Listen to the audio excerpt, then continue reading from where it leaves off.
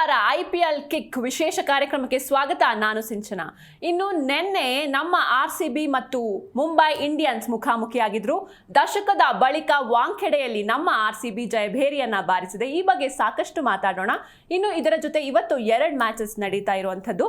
ಮೊದಲನೇದಾಗಿ Lucknow super Giants versus Kolkata night Riders ಮುಖಾಮುಖಿ ಆಗ್ತಿದ್ದಾರೆ. ಇದರ ಜೊತೆಗೆ ಇನ್ನೊಂದು ಮ್ಯಾಚ್ ನಲ್ಲಿ ಚೆನ್ನೈ ಸೂಪರ್ ಕಿಂಗ್ಸ್ ಹಾಗೂ ಪಂಜಾಬ್ ಕಿಂಗ್ಸ್ ಸೆಣಸಾಟ ಆಡ್ತಿರುವಂಥದ್ದು. ಈ ಕುರಿತು ಮಾತಾಡೋದಕ್ಕೆ ನಮ್ಮ ಸ್ಟುಡಿಯೋಗೆ ಬಂದಿರುವಂತಹ ಗೆಸ್ಟ್ ನ ಮೊದಲು ವೆಲ್ಕಮ್ ಮಾಡಿಬಿಡೋಣ. ಕ್ರೀಡಾಭಿಮಾನಿಯಾಗಿರುವಂತಹ ಮಂಜುನಾಥ್ ಅವರು ನಮ್ಮ ಜೊತೆ ಇದ್ದಾರೆ. Hello sir, welcome to S. ಇನ್ನು ನಿನ್ನೆ ನಡೆದಿರುವಂತಹ ಮ್ಯಾಚ್ 10 ವರ್ಷಗಳ ನಂತರ ವಾಂಖೆಡೆಯಲ್ಲಿ ನಮ್ಮ RCB ಗೆದ್ದಿದೆ.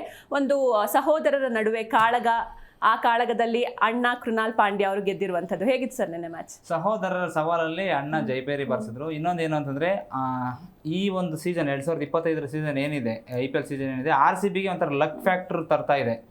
ನೋಡಿ, ಕಳೆದ ಈ 17 ವರ್ಷಗಳ ಬಳಿಕ ಚೆನ್ನೈಯಲ್ಲಿ ಗೆದ್ವಿ ನಾವು. ಅದೇ ರೀತಿ ಈ ವರ್ಷನೂ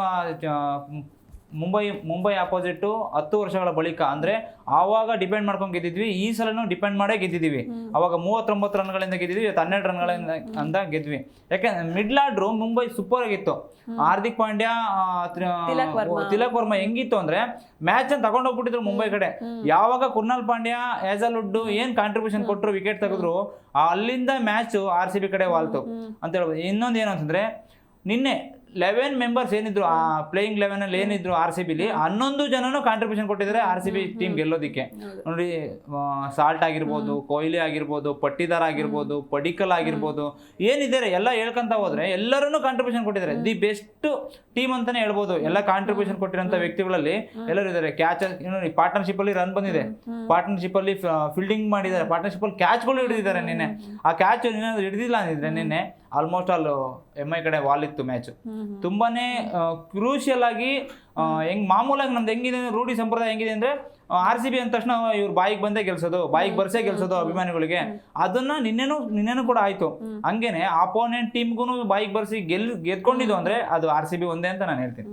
ಓಕೆ ಸರ್. ಇನ್ನು ನಿನ್ನೆ ಬ್ಯಾಟಿಂಗ್ ಬಗ್ಗೆ ಹೇಳೋದಾದ್ರೆ, ಸ್ಟಾರ್ಟಿಂಗ್ ಅಲ್ಲಿ ಸಾಲ್ಟ್ ಅವ್ರು ಔಟ್ ಆದಾಗ ಒಂದು ಟೆನ್ಷನ್ ಶುರುವಾಗಿತ್ತು RCB ಇದರಲ್ಲಿ, ಫ್ಯಾನ್ಸ್ ಅಲ್ಲಿ. ಇನ್ನು ಅದಾದ್ಮೇಲೆ ನಮ್ಮ ಕೊಹ್ಲಿ ಮತ್ತೆ ಇವರ ದೇವದತ್ ಪಡಿಕಲ್ ಅವರ ಒಂದು ಪಾರ್ಟ್ನರ್ಶಿಪ್ ಸಖತ್ತಾಗಿ ಹೋಯ್ತು. ಆಮೇಲೆ ನಮ್ಮ ಕ್ಯಾಪ್ಟನ್ ಕೂಡ ಚೆನ್ನಾಗಿ ಆಡಿದ್ರು. ಬ್ಯಾಟಿಂಗ್ ಹೆಂಗಿತ್ತು ಸರ್ ನಿನ್ನೆ?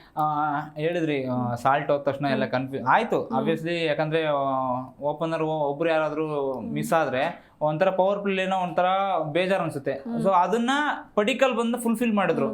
ಹೆಂಗೆ ಅಂತಂದ್ರೆ, ಸ್ಟಾರ್ಟಿಂಗ್ ಅಲ್ಲಿ ಕೊಹ್ಲಿಗೆ ಸಾಥ್ ಕೊಟ್ಟಂತ ವ್ಯಕ್ತಿ. ಯಾಕಂದ್ರೆ ಬಿರುಸಿನಾಟ ಸ್ಟಾರ್ಟ್ ಮಾಡಿದ್ದು ಅವ್ರಿಬ್ರು, ಅವ್ರಾದ್ಮೇಲೆ ಕ್ಯಾರಿ ಫಾರ್ವರ್ಡ್ ಮಾಡಿದ್ದು ರಜತ್ ಪಟ್ಟಿದಾರ್. ಹೆಂಗಿತ್ತು ಅಂತಂದ್ರೆ, ಕೊಹ್ಲಿದು ಹೆಂಗೆ ಟೋಟಲ್ ಆಗಿ ಹೇಳ್ಬೇಕು ಅಂತಂದ್ರೆ, ಸ್ಟ್ರೈಕ್ ರೇಟ್ ನ ಮೇಂಟೈನ್ ಮಾಡಲ್ಲ ನೋಡಿ.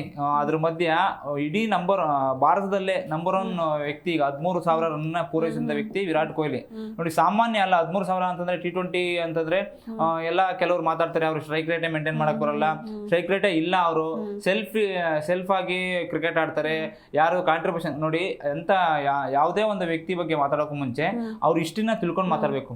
ನೋಡಿ, ಅವರು 13,000 ರನ್ ಅಂದ್ರೆ ಸುಮ್ಮನೆ ಅಲ್ಲ, ವರ್ಲ್ಡ್ ಅಲ್ಲೇನೆ 5th ಅಲ್ಲಿ ಇದ್ದಾರೆ ಅಂತಂದ್ರೆ ಏನೋ ಒಂಥರ ನಮ್ಮ ಇಂಡಿಯಾ ಪ್ರೌಡ್ ಫೀಲ್ ಆಗುತ್ತೆ. ಕೊಹ್ಲಿ ಬಗ್ಗೆ ಆಗಲಿ, ಅವರು ಮಾಡಿದಂಥ ಸಾಧನೆ ಬಗ್ಗೆ ಆಗಲಿ. ನಿನ್ನೆ ಬಿರುಸಿನಾಟ ಆಡಿದ್ರು ನೋಡಿ. ನಾನು ನೋಡಿದೆ ಆರೆಂಜ್ ಕ್ಯಾಪ್ ರೇಸಲ್ಲಿ ಒಂದು ಸಲನೂ ಅವ್ರು ನೋಡಲಿಲ್ಲ. ನಾನು ಸ್ಟಾರ್ಟಿಂಗಲ್ಲಿ ಒಂದು ಸಲ ನೋಡದೆ ಬಿಟ್ರೆ, ಅದಾದ್ಮೇಲೆ ನಾನು ನೋಡಲೇ ಇಲ್ಲ. ಹೆಂಗಾಯ್ತು ಅಂತಂದ್ರೆ, ಇವರು ಏನಪ್ಪ, ಇವರು ನಾನು ಇಟ್ಕೊಂಡಿದ್ದೆ, ಈ ಸಲ ಆರೆಂಜ್ ಕ್ಯಾಪ್ ಬರುತ್ತೆ, 18ನೇ ವರ್ಷ, ಇವ್ರು 18ನೇ ಸೀಸನ್ನು, 18ನೇ ಜರ್ಸಿ ನಂಬರು ಬರ್ಬೋದು, ನಮಗೆ ಆರೆಂಜ್ ಕ್ಯಾಪ್ ಬರ್ಬೋದು ನಮ್ಮ ಕೊಹ್ಲಿಗೆ ಅಂದ್ಕೊಂಡ್ರೆ ಎಲ್ಲ ಒಂದ್ ಕಡೆ ಬೇಜಾರಾಗುತ್ತೆ. ನೋಡಿ, ಇವತ್ತು ನೋಡಿದ್ರೆ ರಜತ್ ಪಟ್ಟಿದಾರ್, ವಿರಾಟ್ ಕೊಹ್ಲಿ ಇಬ್ರು ಹಿಂದೆ ಮುಂದೆ ಇದ್ದಾರೆ ಆರೆಂಜ್ ಕ್ಯಾಪ್ ರೇಸಲ್ಲಿ. ನೋಡಿ, ಇನ್ನೊಂದು ಮ್ಯಾಚ್ ಗುಡ್ ಮ್ಯಾಚ್ RCB ಕಡೆ ವಿರಾಟ್ ಕೊಹ್ಲಿ ಕಡೆ, ಪಟ್ಟಿದಾರ್ ಕಡೆ ಬಂದ್ರೆ ನಂಬರ್ 1 ಇವರಿಬ್ಬರಲ್ಲಿ ಒಬ್ಬರಾದ್ರೂ ನಂಬರ್ 1 ಇದ್ದೇ ಇರ್ತಾರೆ ಈಗ ಆರೆಂಜ್ ಕ್ಯಾಪ್ ರೇಸಲ್ಲಿ. ಒಂಥರ ಖುಷಿ ಅನ್ಸುತ್ತೆ. ವಿರಾಟ್ ಕೊಹ್ಲಿ ಆಗ್ಲಿ, RCB ಬ್ಯಾಟಿಂಗ್ ಲೈನಪ್ ಆಗ್ಲಿ ತುಂಬಾ ಚೆನ್ನಾಗಿತ್ತು. ಜಿತೇಶ್ ಶರ್ಮನ್ ಬ್ಯಾಟಿಂಗ್ ಅಂತೂ ಎರಡು ವರ್ಣನೆ ಮಾಡೋದಕ್ಕೆ ತುಂಬಾನೇ ಕಮ್ಮಿ ಆಗುತ್ತೆ ಆ ವ್ಯಕ್ತಿ ಬಗ್ಗೆ. ಯಾಕಂದ್ರೆ ಒಂದು ಮಿಡ್ಲ್ ಆರ್ಡ್ರು, ಒಂದು ಆಧಾರ ಸ್ತಂಭ ಅಂತ ಏನೋ ನಮ್ಮ ಮಧ್ಯದಲ್ಲಿ ಇತ್ತು ಅಂದ್ರೆ ಅದು ನಮ್ಮ ಜಿತೇಶ್ ಶರ್ಮಾ ಅಂತಾನೆ ಹೇಳ್ಬೋದು. ಕೆಲವರೆಲ್ಲ ಹೇಳ್ತಾರೆ, ಟೀಮ್ ಡೇವಿಡ್ ಇದ್ರು, ಅವ್ರನ್ನ ಕಳಿಸ್ಬೋದಿತ್ತು, ಅವ್ರನ್ನ ಕಳಿಸಿ ಇದನ್ನ ಆಮೇಲೆ ಕಳಿಸ್ಬೋದಿತ್ತು. ನೋಡಿ, ಯಾರನ್ನ ಎಲ್ಲಿ ಹೋಗ್ಬೇಕು ಅಂತ ಹೇಳ್ಬಿಟ್ಟು ಆಲ್ರೆಡಿ ಫಿಕ್ಸ್ ಆಗ್ಬಿಟ್ಟಿದೆ. ಅದೊಂದು ರೆಡಿ ಆಗ್ಬಿಟ್ಟಿದೆ ಮ್ಯಾಪ್. ಆ ಮ್ಯಾಪ್ ತರನೇ ಹೋಗುತ್ತೆ ಮ್ಯಾಚು. ಎಲ್ಲೂ ಏನಾದ್ರು ಹೆಚ್ಚು ಕಮ್ಮಿ ಮಾಡಿದ್ರೆ, ಈಗ CSK ಮ್ಯಾಚ್ ಆಯ್ತಲ್ವಾ, ಯಾರ್ಯಾರು ಕನ್ಫ್ಯೂಷನ್ ಆಗಿ ಬ್ಯಾಟಿಂಗ್ ಲೈನ್ ಆ ಒಂದು ಕನ್ಫ್ಯೂಷನ್ ಮಾಡ್ಕೋಬಾರ್ದು ಅಂತ ಹೇಳ್ಬಿಟ್ಟು ಪೀಸ್ ಆಗಿ ರೆಡಿ ಮಾಡಿಬಿಟ್ಟು ಅಂತ ಟೀಮ್ ಅಂತಂದ್ರೆ ಅದು ದಿ ಬೆಸ್ಟ್ ಅಂತ ಹೇಳಿದ್ರು RCB ಟೀಮ್.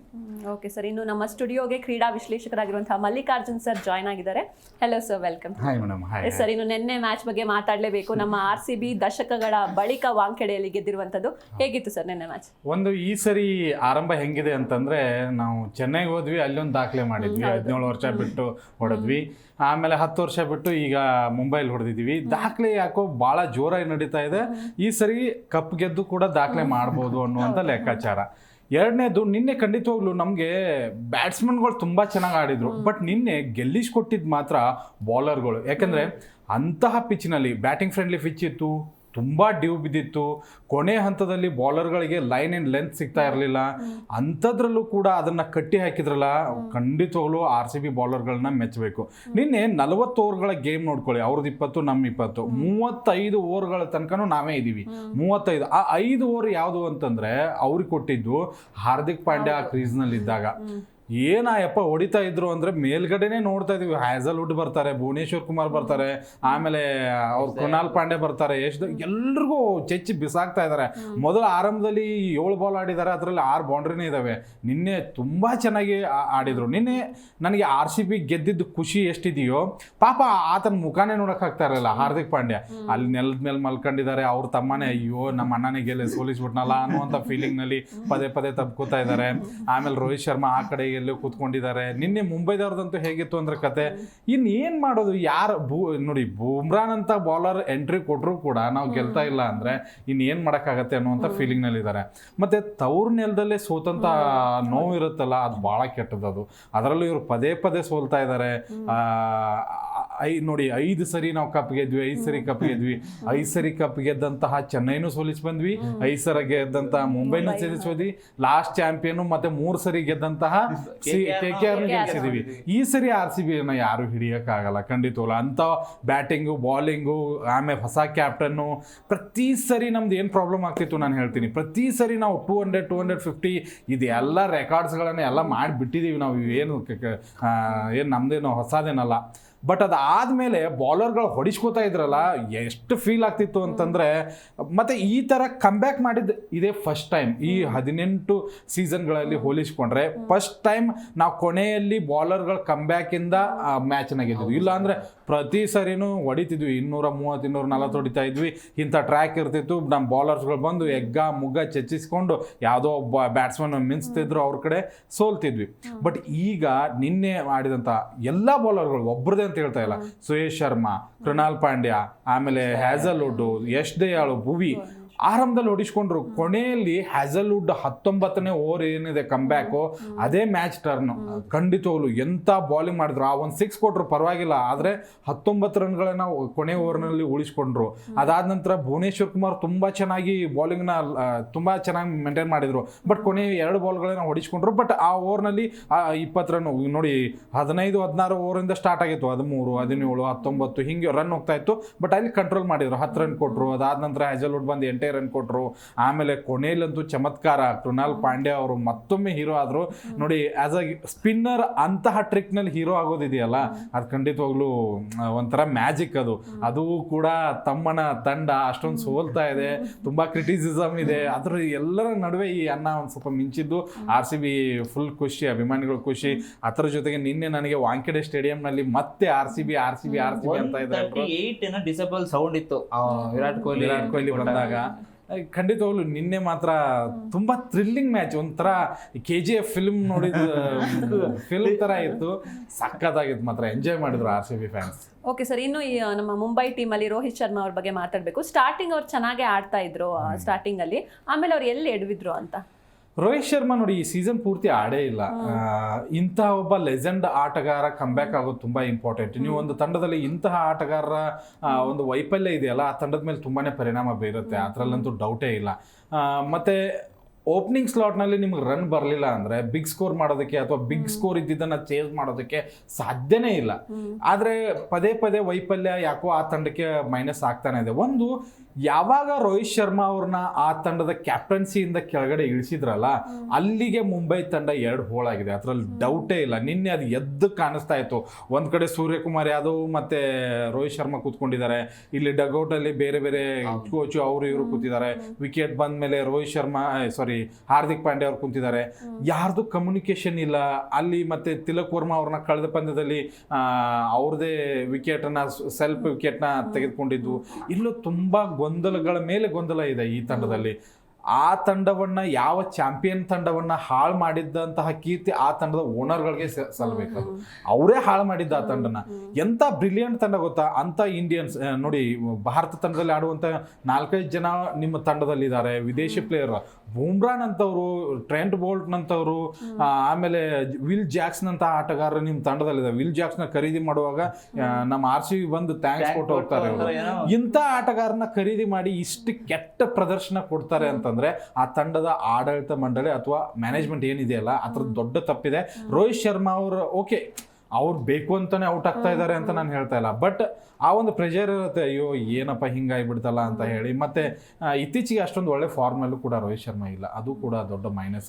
ಆ ತಂಡ ನನಗನ್ಸಿದ ಮಟ್ಟಿಗೆ ಈ ಸರಿ ಒಂದು 5-6 ಮ್ಯಾಚು ಗೆಲ್ಲಲ್ಲ ಅಂತ ಅನ್ಕೋತೀನಿ. ಬಟ್ ಮುಂಬೈ ತಂಡವನ್ನ ಹಗುರವಾಗಿ ಪರಿಗಣಿಸಕ್ಕಾಗಲ್ಲ.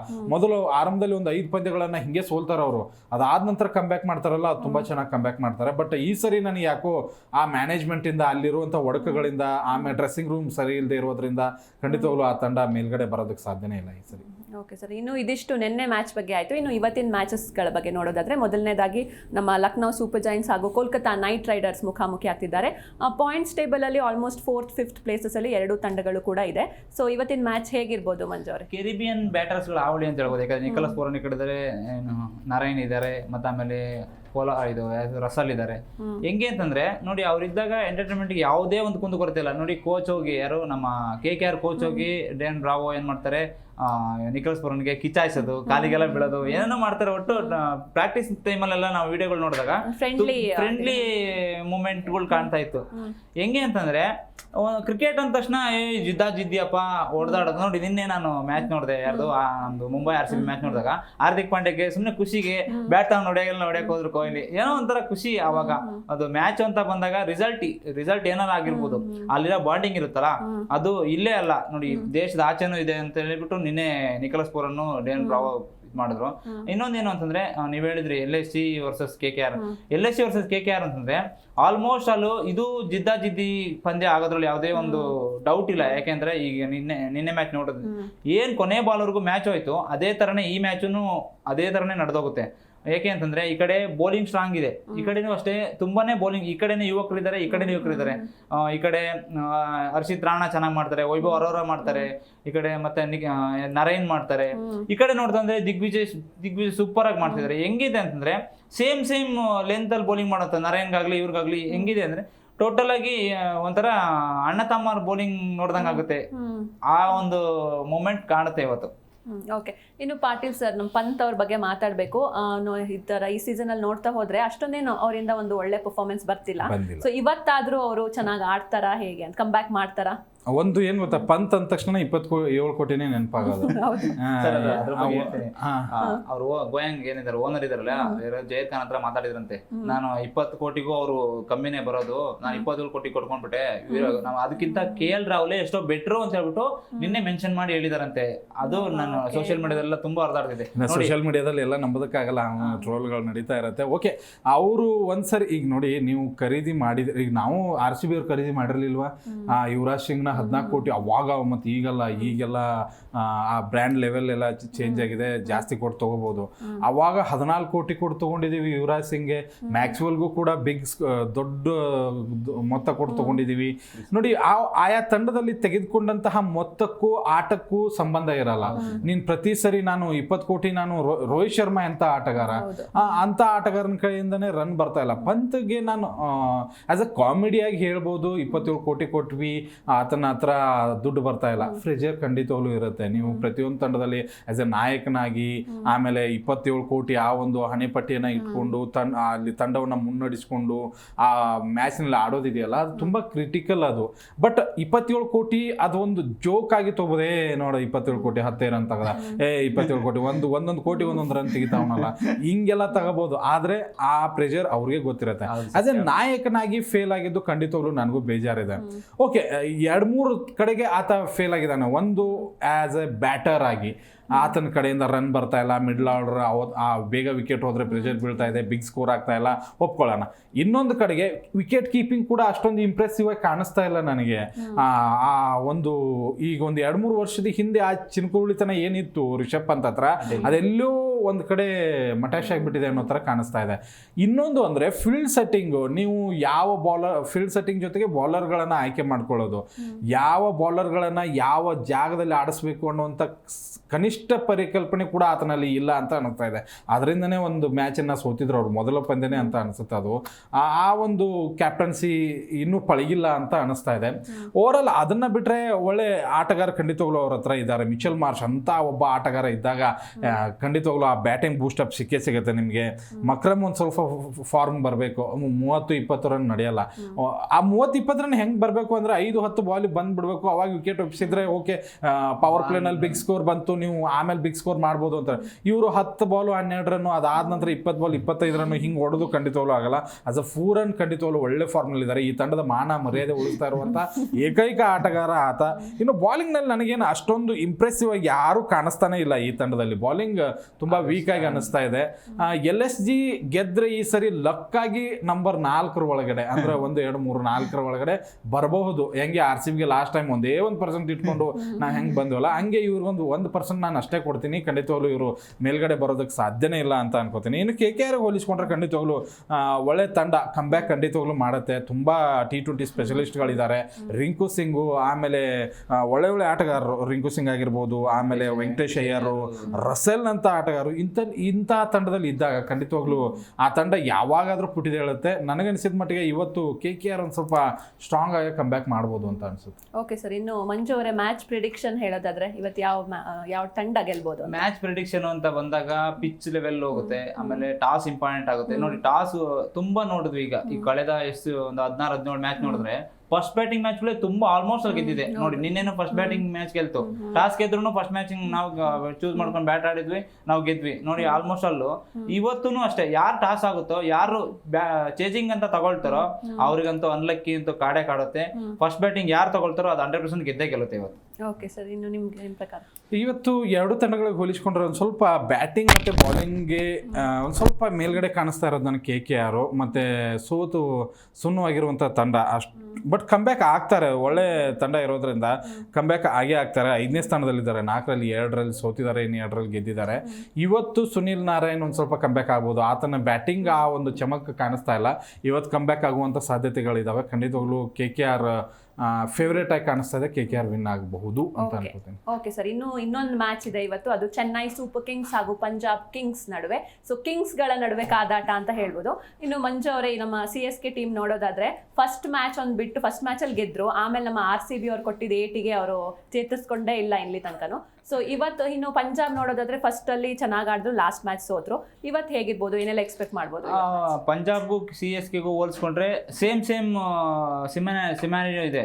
ಹೆಂಗೆ ಅಂತಂದ್ರೆ ಈ ಕಡೆನೂ ಅಷ್ಟೊಂದು ಸ್ಟ್ರಾಂಗ್ ಬ್ಯಾಟರ್ಸ್ಗಳಿಲ್ಲ. ಇಲ್ಲಿ ಶ್ರೇಯಸ್ ಅಯ್ಯರು ಮತ್ತು ಮ್ಯಾಕ್ಸ್ವೆಲ್ ಏನು ಇಂಪ್ರೂವ್ಮೆಂಟೇ ಆಗ್ತಾ ಇಲ್ಲ. ನಮ್ಮ RCBಲೂ ಅದೇ ಕ್ಯಾರಿ ಫಾರ್ವರ್ಡ್ ಮಾಡ್ತಾ ಇದ್ದಾರೆ, ಇನ್ನು ಸ್ಟೋನಿಸು ಅದೇ ಇದ್ದಾರೆ. ನನ್ನ ಪ್ರಕಾರ ಬೌಲಿಂಗಲ್ಲಿ ಯಾವುದೇ ಇಂಪ್ಯಾಕ್ಟ್ ಮಾಡ್ತಾ ಇಲ್ಲ. ಬ್ಯಾಟಿಂಗಲ್ಲಿ 5 ಸ್ಕೋರ್ ಹೊಡಿತಾರೆ, ಅದನ್ನು ಡಿಪೆಂಡ್ ಮಾಡ್ಕೊಳೋದಕ್ಕೆ ಸ್ವಲ್ಪ ಯೋಚನೆ ಮಾಡ್ತಾ ಇದ್ದಾರೆ. ಅದು ಬಿಟ್ಟರೆ CSK ಅಂತ ಬಂದಾಗ ಕಾನ್ವೆ ಬಂದಿದ್ದಾರೆ, ಅವರು ಒಂದು ಸ್ವಲ್ಪ ಫಸ್ಟ್ ಮ್ಯಾಚ್ ಅಷ್ಟೊಂದು ಕಾಂಟ್ರಿಬ್ಯೂಷನ್ ಇಲ್ಲ. ಇನ್ನು ರಚನ್ ರವೀಂದ್ರ ಚೆನ್ನಾಗಿ ಆಡಿದ್ರು, ನಮ್ಮ RCB ಮೇಲೂ ಚೆನ್ನಾಗಿ ಆಡಿದ್ರು, ಮುಂಬೈ ಮೇಲೂ ಚೆನ್ನಾಗಿ ಆಡಿದ್ರು. ಯಾಕೋ ಬರ್ತಾ ಅವ್ರೂ ಅಷ್ಟೊಂದು ಕಾಂಟ್ರಿಬ್ಯೂಷನ್ ಕೊಡ್ತಾ ಇಲ್ಲ. ನನ್ನ ಪ್ರಕಾರ ಎಲ್ಲೋ ಬ್ಯಾಟಿಂಗ್ ಲೈನಪ್ ಎಲ್ಲೋ ಎಡುತ್ತಾ ಇದೆ CSKಗೆ ಅಂತ ಹೇಳ್ತೀನಿ. ಈಗ ಸ್ಟಾರ್ಟಿಂಗಲ್ಲಿ ಪವರ್ ಪ್ಲೇಲೇ ಒಂದು 2-3 ವಿಕೆಟ್ ಹೋಯ್ತು ಅಂದರೆ ಆಲ್ಮೋಸ್ಟ್ ಅಲ್ಲಿ CSKಗೆ ಯಾವುದೇ ಒಂದು ಭದ್ರ ಬುನಾದಿ ಇಲ್ಲ ಅಂತ ಹೇಳ್ತೀನಿ. ಓಕೆ ಪಾಟೀಲ್ ಸರ್, ಇವತ್ತು ಧೋನಿ ಹಾಗೂ ಚಹಲ್ ಮುಖಾಮುಖಿ ಆಗ್ತಿದ್ದಾರೆ. ಸೊ ಏನೇನೆಲ್ಲ ಎಕ್ಸ್ಪೆಕ್ಟ್ ಮಾಡ್ಬೋದು? ಇದೇನ್ ಗೊತ್ತಾ, ಬರ್ಬರ್ತಾ ರಾಯರ್ ಕುದ್ರೆ ಕತ್ತೆ ಆಯ್ತು ಅಂತಾರಲ್ಲ, ಹಂಗೆ CSK ಕತೆ ಇದು. ಏನ್ ಎಕ್ಸ್ಪೆಕ್ಟೇಷನ್ ಅಂತಂದ್ರೆ ಧೋನಿ ಇದಾರೆ, ಧೋನಿ ಇರಬಾರ್ದು ಅಂತ ಈಗ ಅಂತಾರೆ. ಧೋನಿ ಅಭಿಮಾನಿಗಳೇ ವಯಸ್ಸಾಯ್ತು, ರಿಟೈರ್. ನಾವ್ ಹೇಳ್ತಾ ಇಲ್ಲ, ಚೆನ್ನೈದವ್ರು ಹೇಳ್ತಾ ಇರೋದಿತ್ತು. ಒಂದೇನ್ ಗೊತ್ತಾ, ಆ ಏಜಿಗೆ ಬಂದ ತಕ್ಷಣ ಬಿಟ್ಕೊಡೋದು ಬೆಟರ್ ಆಗಿತ್ತು. ಧೋನಿ ಅಂತ ಪ್ಲೇಯರ್, ನಾನು ಈಗಲೂ ಕೂಡ ಧೋನಿ ಅಭಿಮಾನಿನೇ. ಆತನಂತಹ ಒಬ್ಬ ಚಾಕಚಕ್ಯತೆ, ಕ್ಯಾಪ್ಟನ್ಸಿ, ಆಸ್ ಅ ಫಿನಿಷರ್ ನಾನು ಇದುವರೆಗೂ ನೋಡಿಲ್ಲ. ಬಟ್ ಒಂದು ಹಂತದವರೆಗೂ ಓಕೆ ಇತ್ತು. ಬಟ್ ಮೊದಲ ಪಂದ್ಯಕ್ಕೆ ಹೋಲಿಸ್ಕೊಂಡ್ರೆ ತುಂಬಾ ಎನರ್ಜೆಟಿಕ್ ಆಗಿ ಕಾಣಿಸಿದ್ರು ನನಗೆ. ಬಟ್ 2-3ನೇ ಪಂದ್ಯಕ್ಕೆ ಬಂದ ತಕ್ಷಣ ಎಲ್ಲೋ ವಯಸ್ಸಾಯ್ತು ಅಂತ ಎಲ್ಲೋ ಕಾಣಿಸ್ತಾ ಇದೆ ಏನೋ ಅಂತ ಅನಿಸುತ್ತೆ. ಒಂದು ಸ್ಟಂಪಿಂಗ್ ವಿಚಾರಕ್ಕೆ ಬಂದ್ರೆ ಹೀಸ್ ಯಂಗ್, ಇನ್ನು ತುಂಬಾ ಯಂಗ್ ಆಗಿ ಕಾಣಿಸ್ತಾರೆ. ಯಾರು ಕೂಡ ಈಗಲೂ ಅವ್ರ ಹಿಂದೆ ಮುಂದೆನೂ ಸುಳಿಯೋದಿಲ್ಲ ಅಂತ ಇದಿದೆ. ಬಟ್ ನಿಮ್ಗೆ 11ನೇ ಓವರ್ಗೆ ನೀವು ಬ್ಯಾಟಿಂಗ್ ಬಂದು ಇನ್ನೂ ಒಂದು 10 ರನ್ 20 ರನ್ ಓವರಿಗೆ ಬೇಕಾದಾಗ್ಲೂ ಕೂಡ ನೀವು ಫೈಟ್ ಕೊಟ್ಟಿಲ್ಲ ಅಂತಂದ್ರೆ ನೀವು ಧೋನಿ ಅಲ್ಲ. ಧೋನಿ ಅಭಿಮಾನಿಗಳಿಗೂ ಕೂಡ ಇದನ್ನ ಅರ್ಗಿಸ್ಕೊಳ್ಳೋಕೆ ಸಾಧ್ಯ ಆಗ್ತಾ ಇಲ್ಲ. ಖಂಡಿತವಾಗ್ಲೂ ಧೋನಿ ಅವರ ರಿಟೈರ್ಮೆಂಟ್ ಇದು ಕೊನೆಗೆ ಅನ್ಸುತ್ತೆ. ಯಾಕೋ ಸಾಕ್ಷಿ ಕೂಡ ಹೇಳ್ತಾ ಇದ್ರಲ್ಲ, ಲಾಸ್ಟ್ ಮ್ಯಾಚ್ ಅಂತ ಹೇಳಿ. ಅದೇನು ಸತ್ಯ ಆಗತ್ತಾ ಅಥವಾ ಸೋತಿದ್ದಕ್ಕೆ ರಿಟೈರ್ಮೆಂಟ್ ಕೊಡ್ಲಿಲ್ವಾ ಗೊತ್ತಿಲ್ಲ. ಈ ಪಂದ್ಯದಲ್ಲಿ ಕೊಟ್ಟರು ಆಶ್ಚರ್ಯ ಪಡುವಂಗಿಲ್ಲ. ಓಕೆ, ಬಟ್ ನೆಕ್ಸ್ಟ್ ಅದಕ್ಕೆ ಪಂಜಾಬ್ಗೆ ಬಂದ್ರೆ ಖಂಡಿತವಾಗ್ಲೂ ಈ ಸರಿ ಟಾಪ್ ನೀವು ಪಾಯಿಂಟ್ಸ್ ಟೇಬಲ್ ನೋಡಿ. ಪಂಜಾಬ್ ಇದೆ, DC ಇದೆ, RCB ಇದೆ. ಮೂರು ತಂಡಗಳು ಕೂಡ ಕಪ್ ಗೆದ್ದಿಲ್ಲ. ಒಂದು ಒಳ್ಳೆ ಸ್ಟ್ರಾಟಜಿನ ಯೂಸ್ ಮಾಡಿದ್ದಾರೆ ಈ ಸರಿ ಹೆಂಗಾದ್ರೂ ಮಾಡಿ ನಾವು ಗೆಲ್ಲೇಬೇಕು, ಫಸ್ಟ್ ಟೈಮ್ ಕಪ್ ಗೆತ್ತಲೇಬೇಕು ಅನ್ನೋಂಥ ಒಂದು ಆಲೋಚನೆಯಲ್ಲಿದೆ. ಪಂಜಾಬ್ ಎಲ್ಲ ಸೀಸನ್ಗಳಿಗೆ ಹೋಲಿಸ್ಕೊಂಡ್ರೆ ದಿ ಬೆಸ್ಟ್ ಟೀಮ್ ಈ ಸರಿ. ಅದು ಬಾಲಿಂಗ್ ಬ್ಯಾಟಿಂಗ್ ಎರಡರಲ್ಲೂ ತುಂಬಾ ಚೆನ್ನಾಗಿದೆ. ಅದರಲ್ಲೂ ಕೂಡ ನಾಯಕ ಎಂಟ್ರಿ ಕೊಟ್ಟಿದ್ದು ಶ್ರೇಯಸ್ ಅಯ್ಯರ್ ತುಂಬಾ ಒಳ್ಳೆ ಫಾರ್ಮ್ನಲ್ಲಿ ಇದ್ದಾರೆ. ಆಮೇಲೆ ಪ್ರಭಾರಿ ಸಿಮ್ರನ್ ತುಂಬಾ ಚೆನ್ನಾಗಿ ಕಳೆದ ಪಂದ್ಯದಲ್ಲಿ ಬ್ಯಾಟ್ನ ಬೀಸಿದ್ದಾರೆ. ಮ್ಯಾಕ್ಸ್ವೆಲ್ ಕೂಡ ಕಳೆದ ಪಂದ್ಯದಲ್ಲಿ ಕಮ್ಬ್ಯಾಕ್ ಆದ್ರು, ಬಿಗ್ ಹಿಟ್ ಬರಲಿಲ್ಲ, ಒಂದು 30 ರನ್ ಕಾಂಟ್ರಿಬ್ಯೂಷನ್ ಇತ್ತು, ಬಟ್ ತುಂಬಾ ಚೆನ್ನಾಗಿದೆ. ಸ್ಟೋನಿಸ್ ಒಂದು ಫಾರ್ಮ್ನಲ್ಲಿ ಇಲ್ಲ ಇದ್ದಿದ್ರಲ್ಲಿ. ನನಗನ್ಸಿದ ಮಟ್ಟಿಗೆ ಚಾಹಲ್ ಆಗಿರ್ಬೋದು, ಫರ್ಗ್ಯೂಸನ್ ಆಗಿರ್ಬೋದು, ಇವರೆಲ್ಲ ಕಮ್ಬ್ಯಾಕ್ ಮಾಡುವಂತ ಆಟಗಾರರು. ಬಟ್ ಇಂತಹ ಆಟಗಾರರಿಂದ ಖಂಡಿತವಾಗ್ಲೂ ಈ ತಂಡನೂ ಕೂಡ ನನಗೆ ಟಾಪ್ 4 ಅಲ್ಲಿ ನಾನು ನೋಡೋದಕ್ಕೆ ಇಷ್ಟಪಡ್ತೀನಿ. RCB ಹೇಗೆ ಆಡ್ತಾ ಇದೆ, ಅಥವಾ DC ಅಂತೂ ತುಂಬಾ ಚೆನ್ನಾಗಿ ಆಡ್ತಾ ಇದೆ. ಆಮೇಲೆ ಇವರು ಪಂಜಾಬ್ ಈ ಸರಿ ಮಾತ್ರ ಈ 3 ತಂಡಗಳು ಟಾಪ್ 4 ಅಲ್ಲಿ ಇದ್ರೆ ಖಂಡಿತವಾಗ್ಲೂ ನಾನು ಖುಷಿ ಪಡ್ತೀನಿ. 2 ತಂಡಗಳಿಗೆ ಟಕ್ಕರ್ ಅಂತ ಅನ್ಕೊಂಡ್ರೆ ಇವತ್ತು ಪಂಜಾಬ್ ತವರು ನೆಲದಲ್ಲಿ ಆಡ್ತಾ ಇರೋದ್ರಿಂದ ಇವ್ರ ತಂಡಕ್ಕೆ ಅಂದ್ರೆ CSK ತಂಡಕ್ಕೆ ತುಂಬಾ ಪ್ರೆಷರ್ ಇದೆ. ಕಂಟಿನ್ಯೂ ಮ್ಯಾಚ್ ಗಳನ್ನ ಸೋತಿದ್ದಾರೆ, ಹ್ಯಾಟ್ರಿಕ್ ಸೋಲಿದೆ. ಅದಾದ ನಂತರ ಕಮ್ ಬ್ಯಾಕ್ ಮಾಡುವಂತ ಒಂದು ಚಾನ್ಸಸ್ ಕಡಿಮೆ. ಟಾಪ್ ಆರ್ಡರ್ ಅಲ್ಲಿ ರನ್ ಬರ್ಲಿಲ್ಲ ಅಂದ್ರೆ CSKಗೆ ಮಿಡ್ಲ್ ಆರ್ಡರ್ ಅಲ್ಲಿ ಅವ್ರ ಅಪ್ ರನ್ಗೆ ಅವ್ರಿಗೆ ರನ್ ಬರಲ್ಲ. ಅವ್ರು ಏನ್ ತಿಪ್ಪರ್ಲಾಗ ಹಾಕಿದ್ರು ಯಾರಿಗೂ ರನ್ ಹೊಡೆಯಲ್ಲ. ಕಾನ್ವೆ, ಗಾಯಕ್ವಾಡ್ ಇವರಿಬ್ರು ಆಡಿದ್ರೆ ಮಾತ್ರ ಆ ತಂಡ ಗೆಲ್ಲುತ್ತೆ, ಇಲ್ಲ ಅಂದ್ರೆ ನೋ ಚಾನ್ಸ್. ಅದರಲ್ಲೂ ಬಾಲಿಂಗ್ ಅಂತೂ ವರ್ಸ್ಟ್ ಇದೆ. ಶಿವಮ್ ದುಬೆ ಸರ್ ಯಾವುದೇ ಆಲ್ರೌಂಡರ್ ಅಂತ ತಗೊಂಡ್ರು ಲಾಸ್ಟ್ ಟೈಮ್ ಅಂತ ತುಂಬಾ ಚೆನ್ನಾಗಿ ಆಡಿದ ಶಿವಮ್ ದುಬೆ. ಹೆಂಗ್ ಬ್ಯಾಟಿಂಗ್ ಅವನೊಬ್ಬ ನಿತ್ರೆ ಮ್ಯಾಚ್ ನ ಗೆಲ್ಸುವಂತ ಪವರ್ ಇದೆ, ತುಂಬಾ ಚೆನ್ನಾಗಿ ಆಡಿದ. ಬಟ್ ಅವ್ರಿಗೆ ಅವಕಾಶ ಕೊಟ್ಟೆ ಕೊಡ್ತಾರೆ. ಯಾಕಂದ್ರೆ ನೀವು 2-3 ಮ್ಯಾಚ್ ಫೇಲ್ ಆದ ತಕ್ಷಣ ಅಂತ ಆಟಗಾರನ, ಯಾಕಂದ್ರೆ ಕಳೆದ ಸೀಸನ್ ನೋಡಿ ಅವರು ತುಂಬಾ ಚೆನ್ನಾಗಿ, ಅವ್ರಿಗೇನು ಗೊತ್ತಾ, ಬಿಗ್ ಸ್ಕೋರ್ ಮಾಡುವಂತ ಆಟಗಾರ ಬೇಡ. ಒಂದು 50-60 ರನ್ ನೋಡಿ ವಿಜಯ್ ಶಂಕರ್ನ ಯಾಕೆ ತಗೊಂಡ್ರು, ಅವರು ರಾಬಿನ್ ಉತ್ತಪ್ಪನ ಯಾಕೆ ತಗೊಂಡ್ರು, ರಾಯ್ಡುನ್ ಯಾಕೆ ತಗೊಂಡ್ರು. ಇಂಥ ಆಟಗಾರನ ಬೆಳೆಸಿ ಪೋಷಿಸೋದು CSKನೇ. ಬಟ್ ಈ ಸರಿ ಅದು ಒಂದ್ ಸ್ವಲ್ಪ ಎಲ್ಲೋ ಉಲ್ಟಾ ಹೊಡೆದಿದೆ.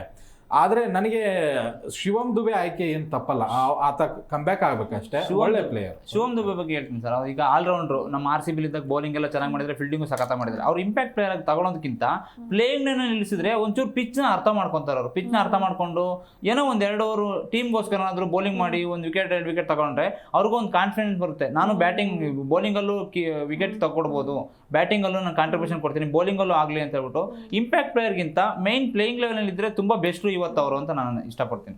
ಇನ್ನು ಮ್ಯಾಚ್ ಪ್ರಿಡಿಕ್ಷನ್ ನೋಡೋದಾದ್ರೆ ಯಾರು ಗೆಲ್ತಾರೆ ಅಂತ? ಮೇಡಮ್ ನಾನು ಇವತ್ತು ಪಂಜಾಬ್ ಕಡೆ ಹೋಗ್ತೀನಿ ಮೇಡಮ್. ಯಾಕೆಂತಂದ್ರೆ ನಮ್ಮ ಹಳೆ RCB ಪ್ಲೇಯರ್ಸ್ಗಳೆಲ್ಲ ಇದ್ದಾರೆ. ಸೊ ಅವರು ಸ್ವಲ್ಪ ಮಿಂಚಲಿ, ವೈಶಾಖ್ ವಿಜಯಕುಮಾರ್ ಆಗಿರ್ಬೋದು, ಚಾಹಲ್ ಆಗಿರ್ಬೋದು, ಮ್ಯಾಕ್ಸಿ ಆಗಿರ್ಬೋದು, ಆಮೇಲೆ ನಮ್ಮ ಸ್ಟೋನಿಸ್ ಆಗಿರ್ಬೋದು, ಒಂಥರ ಹೆಂಗೋ ಒಂಥರ ಖುಷಿ, ರೆಡ್ ಮಿಕ್ಸ್ ಆಗಿ ಚೆನ್ನಾಗಿದೆ. ಯಾಕಂದ್ರೆ ರೆಡ್ಗೆ ಆಪೋಸಿಟ್ ಎಲ್ಲೋ ಇದೆ, ನಾನು ಅದಕ್ಕೆ ರೆಡ್ ಕಡೆನೇ ಹೋಗ್ಬಿಡ್ತೀನಿ. ಓಕೆ, ಇನ್ನು ಪಾಟೀಲ್ ಸರ್?